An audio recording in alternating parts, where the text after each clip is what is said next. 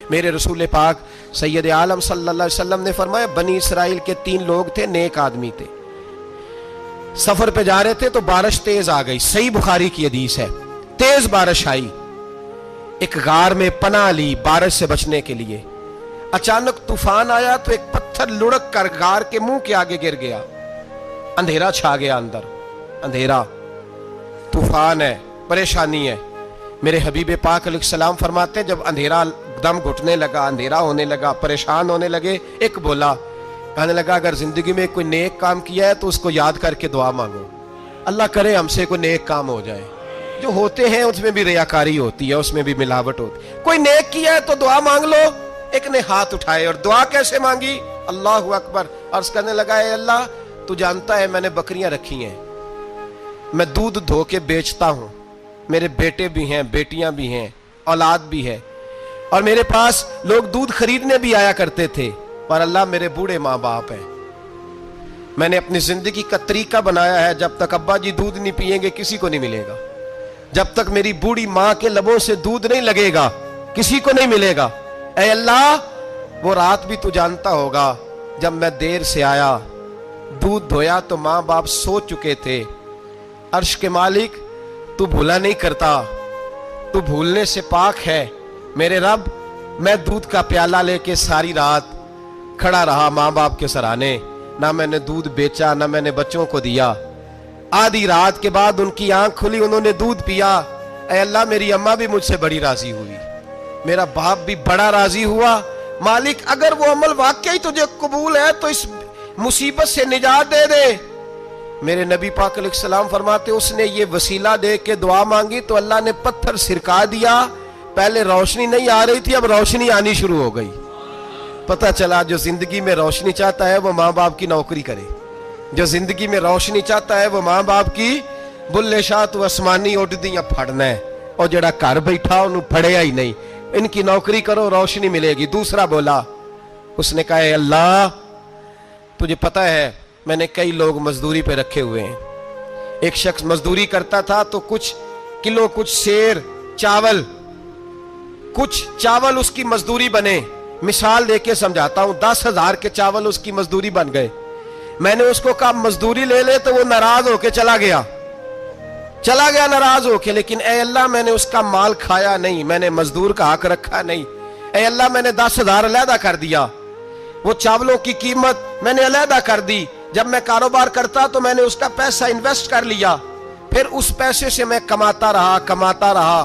ایک وقت آیا کہ زمانے بیت گئے، وہ 10,000 10 لاکھ یا جو سمجھ لے 10 کروڑ ہو گیا، کئی گائیں کئی اونٹ کئی پلاٹ آ گئے، اے اللہ کئی زمانے کے بعد وہ مزدور لوٹا اور کہنے لگا صاحب میں غریب ہو گیا ہوں، تنگ دستی آ گئی ہے، بوڑھا ہو گیا، وہ میرے پیسے تو دے دیں۔ تم اے اللہ میں بے ایمان نہیں ہوا، ایک رتی برابر بھی میرے دل میں میل نہیں آئی، میں نے کہا یہ اتنی درجن گائیں تیری، یہ اونٹ تیرے، یہ پلاٹ تیرے، وہ کہنے لگا تو مجھ سے مذاق کرتا ہے، میرے تو تھوڑے سے چاول تھے، یوں سمجھ لے 10,000 کا اور اتنا کچھ، میں نے کہا وہ تیرے پیسے تو ناراض ہو کے چلا گیا، میں نے ڈھونڈا تو ملا نہیں، وہ تیرے پیسے میں نے انویسٹ کیے تو آج یہ سارا سرمایہ اسی کا ہے۔ اے اللہ وہ بوڑھا مزدور جب اتنی گائیں ملی، اتنے اونٹ ملے، اتنے اسے پلاٹ ملے تو وہ روتا دعائیں دیتا گیا، اے اللہ اگر تجھے میرا وہ عمل قابل قبول ہے تو اس مصیبت سے نجات عطا فرما۔ میرے نبی پاک سید عالم صلی اللہ علیہ وسلم فرماتے پتھر تھوڑا اور ہٹ گیا، اب تیسرا بولا عمل کا وسیلہ دے کے، او بھائی کوئی عمل بچا کے رکھ، کچھ کر لے، کچھ زندگی میں اکٹھا کر لے، کوئی تو ایسا عمل ہو جب قیامت آئے تو مصیبت سے بچ سکے، تو قبر میں مصیبت سے بچ سکے، تو دنیا میں مصیبت سے بچ سکے۔ میرے رسول پاک سید عالم صلی اللہ علیہ وسلم فرماتے تیسرا بولا، کہنے لگا اے اللہ تو جانتا ہے میں جوان، میں رانا، میں حسین،